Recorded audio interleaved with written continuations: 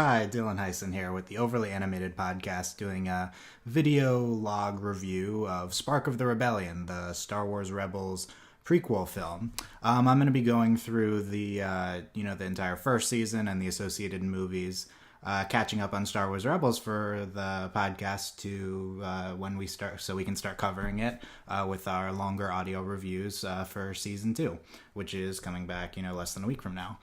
So I've never seen this show before, and I'm going to be going through it episode by episode, and then doing one of these, short little video reviews, starting with this one. If you're new to the podcast, you can check out overlyanimated.com, where we cover a lot of animated shows and review them.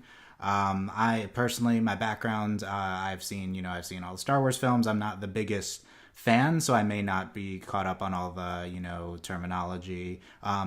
My hope is that the co-host that I get for when we do season 2 will be a big Star Wars fan, and then we can kind of have differing perspectives there. It's not to say I don't love the films or anything. It's just, not super into it. There's varying types of people here. But I watched Spark of the Rebellion, the film. I watched the shorts before it, and I really like this intro film to the series. I thought it was, very well constructed. It definitely seemed like a movie, even though it was only, 40 or so minutes. Everything kind of tied together. It was a really nice introduction to the characters on the Ghost, and I really liked the conflict, all the action, how all the characters interacted.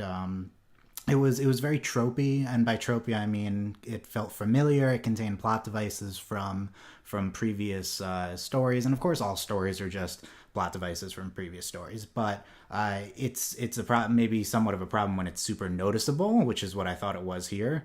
But it didn't really hurt it because you expect this type of thing, a show based off of a popular movie franchise to be pretty tropey.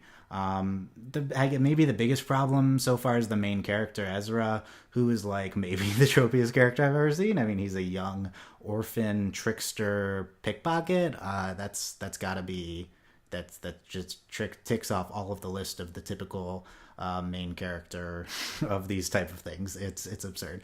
That being said, he comes off pretty well. He's sympathetic. I mean, that's why they keep going back to that character archetype. It's a very sympathetic archetype, and I thought he was okay. He's not. I don't think he's. We'll see. No one's really strong so far on this show, but I thought he was, one of the stronger elements, establishing him and establishing, that he's like a good heart and wants to help out everyone and against, the Empire and stuff like that. The crew of the Ghost, I thought they did a good job establishing them. I mean, they had those shorts before Spark of the Rebellion that I saw, which were okay. Let's go through the main characters from this film. We had Kanan, who is kind of just the general leader so far. I do love how they take their time establishing, that he's a Jedi, and then that Ezra has the Force and stuff like that. I thought that was all very well handled with the cube, and then approaching him at the end. That was great. Kanan, I like Kanan. I mean, he's fine. I need more of his character, I guess. Hera, also need more of her, but she's the mom. She's okay. She's very sympathetic in the film. That's all I really know. By the way, this is a very stereotypical crew as well, very tropey. This is just Firefly, right? Isn't this is Firefly? I mean, we have Kanan, who's the leader, the charismatic, brave leader. You have I'm not sure who the Hera character is, but you have Sabine. I really like Sabine. The young kind of love interest-ish mechanic engineer female character. Then you have Zeb, the tough guy. This is just Firefly, but that's expected, that it's going to be familiar character archetypes. Sabine, I really like Sabine. I need more of her as well.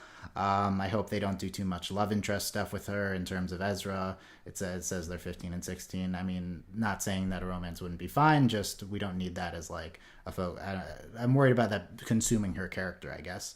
I like her character design. I think it's really interesting and unique. Zeb, it comes across the most unsympathetically of the main bunch, but he's fine. He had a great moment with imitating the Wookiee, and it was a rare hairless Wookiee read. That was like the highlight of this intro film.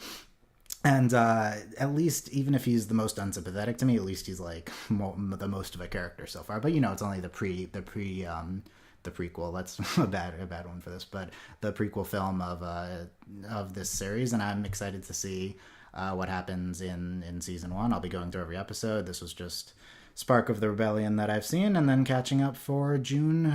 Nope, not June 20th. That was the next film, The Siege of the Lothal, which just aired, which I will also catch up on a review for The Lost Commanders, the first episode of season 2 coming back on October 14th. So, yeah, thanks for watching.